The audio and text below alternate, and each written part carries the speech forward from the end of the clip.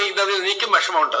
251% നിലവിലുള്ള നികുതി, അതാണ് വി ഡി സതീശൻ അധികാരത്തിൽ കയറി 30 ദിവസം കഴിഞ്ഞപ്പോഴേക്കും ബെക്കാഡി എന്ന് പറയുന്ന മദ്യം എങ്ങനെയാണ് കേരളത്തിൽ വളരെ വില കുറച്ചത്.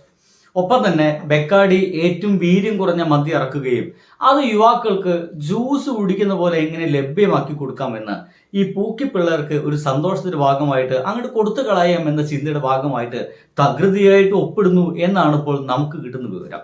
ഇതിന്റെ ഭാഗമായിട്ട് നമ്മുടെ പ്രതിപക്ഷ നേതാവ് സഖാവ് പിണറായി വിജയൻ ഇന്ന് സഭയിൽ ആ ഒരു വിഷയം എടുത്തിടുകയും അതൊരു പരാതിയായിട്ട് പറയുകയും അതവിടെ അവതരിപ്പിക്കുകയും ചെയ്തു. പക്ഷേ ഏറ്റവും സംഭവകരമായിട്ടുള്ള ഒരു കാര്യം എന്തെന്ന് വെച്ച് കഴിഞ്ഞാൽ ഇന്ന് എന്താണോ സഭയിൽ സഖാവ് പിണറായി വിജയൻ ഈ ഒരു വിഷയത്തെക്കുറിച്ച് പറഞ്ഞത് ആ ഒരു രേഖ സഭയിൽ നിന്ന് നീക്കം ചെയ്യാൻ വേണ്ടി ആവശ്യപ്പെടുകയും അത് നീക്കം ചെയ്തു എന്നുള്ളതാണ്. കേൾക്ക്.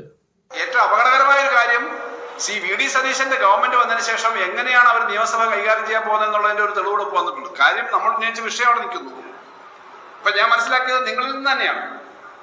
നമ്മുടെ സഭാ ടി വിയിൽ നിന്ന് രണ്ടാമത് പ്രതിപക്ഷ ആദ്യം അവതാരകൻ എന്ന നിലയിൽ ഞാൻ സംസാരിച്ചു, ഇത് അവതരിപ്പിക്കാൻ പറ്റില്ല എന്ന് പറഞ്ഞു. സാധാരണ പ്രതിപക്ഷ നേതാവ് ഉന്നയിച്ചിട്ട് ഇതിനെ സംബന്ധിച്ച് അഭിപ്രായം പറയും.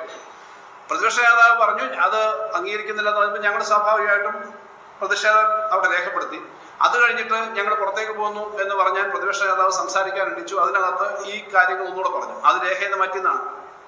കേരളത്തിന്റെ നിയമസഭാ ചരിത്രത്തിൽ അങ്ങനെ ഒരു സംഭവം ഉണ്ടായിട്ടുണ്ടോ ഇതുപോലെ? എങ്ങനെയുണ്ട്? നമ്മുടെ കേരളത്തിന്റെ നിയമസഭാ ചരിത്രത്തില് ഒരു ആരോപണ വിധേയനായിട്ടുള്ള നമ്മുടെ മുഖ്യമന്ത്രി നിൽക്കുന്നു. അത് വി ഡി സതീശ മേനോനാണ്. ലിക്കർ കമ്പനിയുമായിട്ട് ഒരു കരാർ ഒപ്പിട്ടു എന്നാണ് ആരോപണമുള്ളത്. അതും ബെക്കാഡി കമ്പനിയുമായിട്ടാണ്. ഇവിടെ അവരുടെ ഏറ്റവും വീര്യം കുറഞ്ഞ മദ്യം ഇറക്കാൻ വേണ്ടിയിട്ടുള്ള ഒരു കരാറിനാണ് ഒപ്പിടാൻ പോകുന്നത്. ഇത് ഇവിടുത്തെ കുട്ടികൾ, ജൻസി പിള്ളേരടക്കമുള്ള ആളുകൾ സാധാരണ ജ്യൂസ് വാങ്ങിച്ചു കുടിക്കുന്ന പോലെ വാങ്ങിച്ചു കുടിക്കുവാനും ഭാവിയിൽ ഒരു വലിയ മദ്യ ഉപയോഗത്തിലേക്ക് ഇവരെ മാറ്റാനുമാണ് ഇത് സഹായിക്കുക, വേറൊരു തരത്തിലുമല്ല എന്ന് മനസ്സിലാക്കുന്നു. ഇത് ഒപ്പിടാൻ വേണ്ടി ധൃതി കാണിച്ച സമയത്ത് ഈ മദ്യവുമായി ബന്ധപ്പെട്ട ഒരു മന്ത്രി ഉണ്ടല്ലോ, ലിജു, അദ്ദേഹം ഈ വിവരത്തെ കുറിച്ചിട്ട് ഇതിനെ പറ്റിയിട്ട് അറിഞ്ഞിട്ടേ ഇല്ല എന്നാണ് ഇപ്പോൾ നമുക്ക് കിട്ടുന്ന വിവരം. അങ്ങനെയാണെങ്കിൽ ഇവിടെ കളി നടന്നിട്ടുള്ളത് വി ഡി സതീശ മേനോനും ആ ഒരു ലിക്കർ കമ്പനിയുമായിട്ടാണ്. അങ്ങനെയാണെങ്കിൽ ഇപ്പോൾ നമ്മുടെ പ്രതിപക്ഷ നേതാവ് അടക്കം ചോദിക്കുന്നത് എത്ര കിട്ടി വി ഡി സതീശന്റെ പോക്കറ്റിലേക്ക് എന്നുള്ളതാണ്. ഈ ഒരു ചോദ്യം ഉന്നയിച്ചപ്പോൾ ഇത് അവിടെ അവതരിപ്പിച്ചപ്പോൾ അത് രേഖയിൽ നിന്ന് നീക്കം ചെയ്യണമെന്നാണ് ഇപ്പോൾ നമ്മുടെ മുഖ്യമന്ത്രി പറയുന്നത്.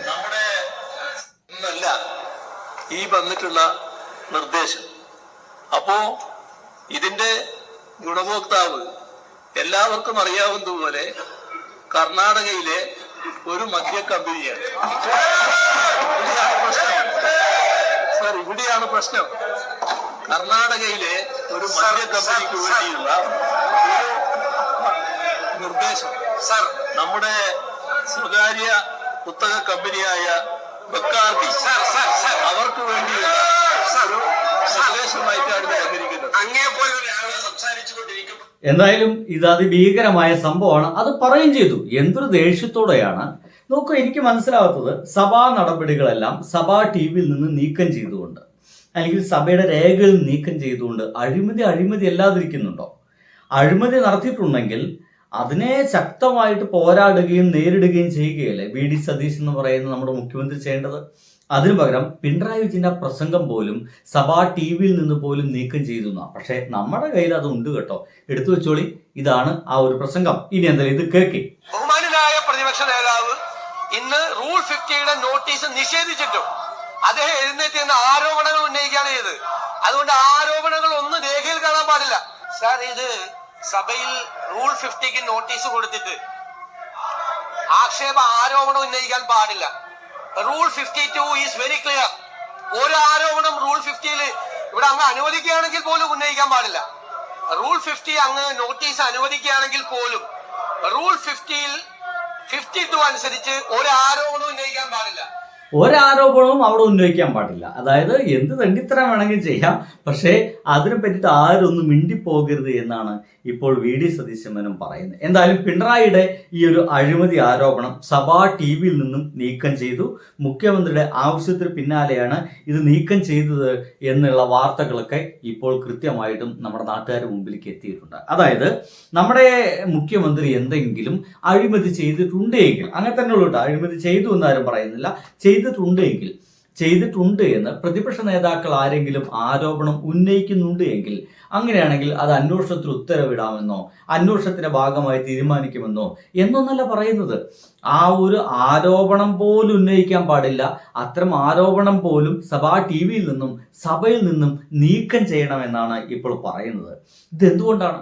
ഇനിയിപ്പോ ഈ കമ്മ്യൂണിസ്റ്റ് പാർട്ടിക്കാർ മാത്രമാണോ VD സതീശന്റെ ഇത്തരത്തിലുള്ള ഒരു മദ്യവുമായിട്ടുള്ള ചേർന്നിട്ടുള്ള ഈ ഇടപെടലിനെ കുറിച്ച് സംസാരിക്കുന്നത്? അല്ലെന്നേ, അവരുടെ പാർട്ടിയിൽ നിന്ന് തന്നെ സുധീരന്റെ വാക്കുകൾ കേൾക്ക്.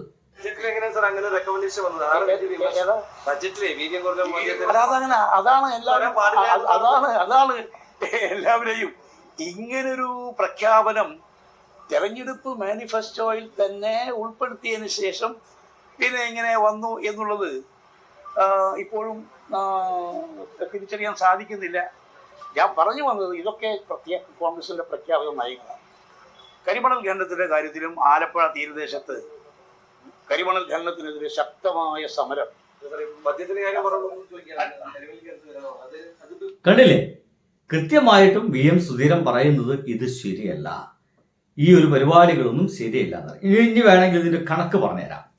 വീര്യം കുറഞ്ഞ മദ്യത്തിന്റെ നികുതി ഇളവ്, ബെക്കാർഡ് കമ്പനിയുടെ അപേക്ഷ എന്ന് രേഖപ്പെടുത്തിയ ഫയൽ നീക്കിയത് സൂപ്പർ ഫാസ്റ്റ് ആയിട്ടാണെന്ന് പറയുന്നത്. അപേക്ഷ നൽകിയത് 2023 LDF കാലഘട്ടത്തിലാണ്. ഈ ഫയൽ നീങ്ങിയിരുന്നില്ല. ബെക്കാർഡ് കമ്പനിക്ക് ഒരു തരത്തിലും വിട്ടുവീഴ്ച ചെയ്തു കൊടുത്തിട്ടില്ല. 2026 മെയ് 18 VD സതീശൻ സർക്കാരിന്റെ സത്യപ്രതിജ്ഞ വരുന്നു. മെയ് 21 18 കഴിഞ്ഞു 19, 20, 21 2.5 മണിക്കൂർ കൊണ്ട് മുഖ്യമന്ത്രി മുന്നിൽ ഫയലെത്തുന്നു. ജൂൺ 14 രാത്രി മുഖ്യമന്ത്രി ഫയൽ തീരുമാനമാക്കുന്നു. June 15 additional chief secretary Jyothilal office തുറക്കുന്നതിന് മുമ്പ് തന്നെ ഫയൽ നീക്കുന്നു. ജൂൺ 19 ബജറ്റിൽ പ്രഖ്യാപനം വരുന്നു. എന്തൊരു സ്പീഡിലാണ് കാര്യങ്ങൾ നടന്നതെന്ന് ആലോചിച്ച്. എന്തൊരു സ്പീഡിലാണ് ബെക്കാഡിക്ക് വേണ്ടിയിട്ട് നമ്മുടെ ഇദ്ദേഹം ഈ കളികളെല്ലാം കളിച്ചത് എന്നാണ് ഇപ്പോൾ പ്രതിപക്ഷം ഉന്നയിക്കുന്നത്. ഇങ്ങനെ ഉന്നയിച്ച ഈ ഒരു സംഗതിയാണ്, ഈ ഒരു ഉന്നയിച്ച ആ ഒരു ആക്ഷേപം പോലും നിലനിൽക്കരുത്, അതടക്കം ഡിലീറ്റ് ചെയ്യണമെന്നാണ് ഇപ്പോൾ VD സതീശൻ മേനോൻ ഇപ്പോൾ ആവശ്യപ്പെടുകയും അതിൻ്റെ ഭാഗമായിട്ട് നമ്മുടെ സഭയിൽ നിന്ന് ഇത് നീക്കം ചെയ്യുകയും ചെയ്തിരിക്കുന്നു എന്നാണ്. അങ്ങനെയാണെങ്കിൽ ഇപ്പോൾ നാട്ടുകാർ ചോദിക്കുന്നത് ഒറ്റ ചോദ്യമാണ്, എത്ര കിട്ടിയിട്ടുണ്ടാകും എന്നാണ്. ഇനി ഇതിനൊപ്പം ബിഗ് TV-യുടെ വർത്തമാനം കൂടി കേട്ടു കഴിഞ്ഞാൽ നിങ്ങൾക്ക് കാര്യങ്ങളൊക്കെ വ്യക്തമാവും. കേട്ടോക്കെ. വിപണിയിൽ അരിവിലയും പച്ചക്കറി വിലയും റോക്കറ്റ് പോലെ കുതിച്ചുയർന്നുകൊണ്ടിരിക്കുമ്പോൾ സാധാരണക്കാരന്റെ അടുക്കളയിൽ പുക ഉയരാൻ വേണ്ടി പാടുപെടുകയാണ്.